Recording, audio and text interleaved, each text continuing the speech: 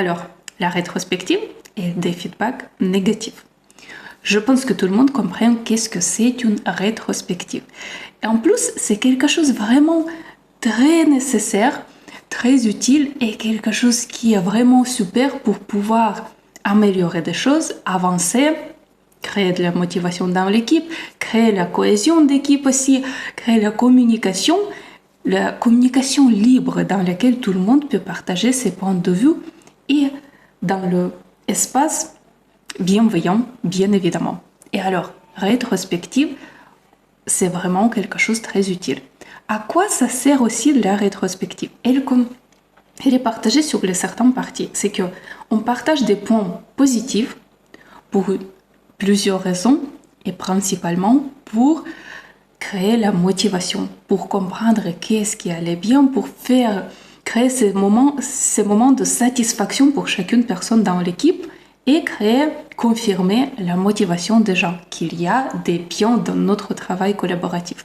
Ensuite, l'autre point, c'est vraiment chercher ensemble les points d'amélioration. C'est regarder ensemble qu'est-ce qui n'allait pas, mais comment on peut changer ça pour le futur parce qu'on l'a identifié et ça va nous permettre d'améliorer des choses. C'est vraiment nos axes de progrès, nos axes d'amélioration.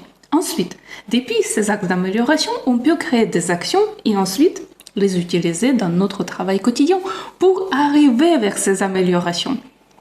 Après, il y a d'autres astuces qu'on peut utiliser pendant la rétrospective, mais déjà, il y a 3 choses principales.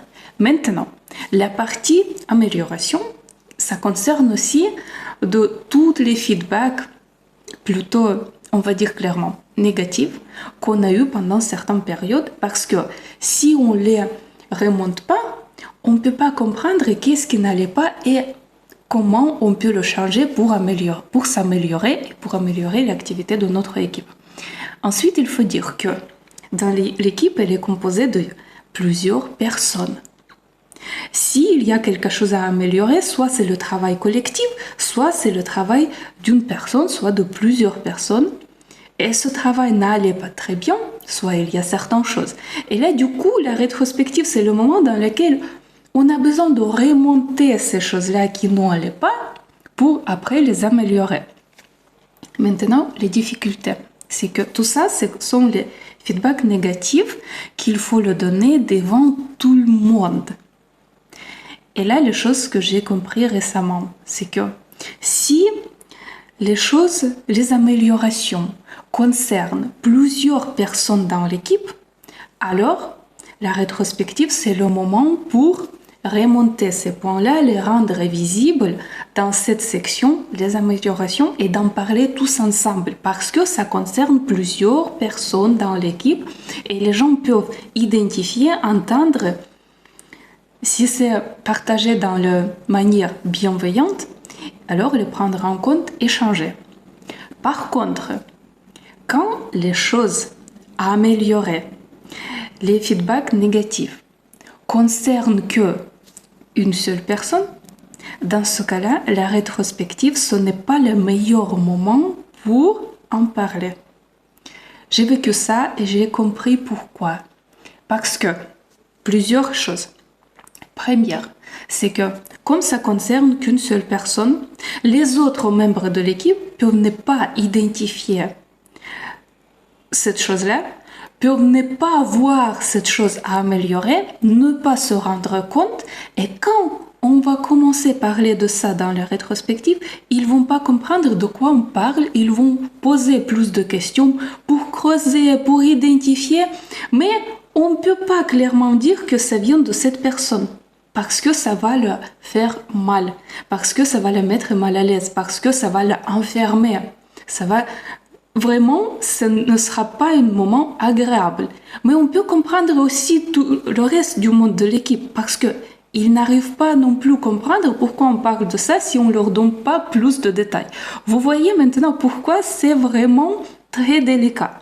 Maintenant, concernant cette personne à qui ça correspond ce point, si elle est vexée, si elle n'a pas apprécié comment ça se passe, si elle comprend que ça vient que pour elle ce feedback, soit que pour lui ce feedback, dans ce cas-là, cette personne va vraiment se fermer et il peut faire l'air qu'il n'entend pas. Et à la fin, notre feedback ne va pas aller dans la bonne direction parce qu'on ne va pas obtenir l'amélioration de suite. Et donc, la conclusion, ce que j'ai fait pour moi, c'est que si on a des feedbacks négatifs, des points d'amélioration qu'on a besoin de remonter dans l'équipe, mais qui ne correspondent qu'une seule personne, dans ce cas-là, la rétrospective, c'est pas le meilleur moment pour le faire. Il faut vraiment le faire tête à tête. Ça dépend de vous quel channel de communication vous allez utiliser. Est-ce que ce sera par message, par écrit, à l'oral? C'est à vous de décider regardant la situation. Mais c'est mieux de le faire tête à tête avec cette personne sans passer par la rétrospective. Mais quand ça correspond à plusieurs personnes, soit de tout le monde, bien évidemment, dans ce cas-là, la rétrospective, c'est le meilleur moment pour le faire. Mais comme toujours, comme d'habitude, on fait vraiment attention aux gens, on fait vraiment attention à la personne à qui on dit ce feedback, à qui on donne ce feedback négatif. Il faut le faire de la meilleure manière pour ne pas blesser les gens et pour les aider à identifier des choses pour après les améliorer. Voilà, quand le feedback a une seule personne, il vaut mieux de le faire tête à tête. Quand le feedback concerne plusieurs personnes dans l'équipe, la rétrospective, c'est le meilleur moment. Voilà, merci beaucoup pour votre attention.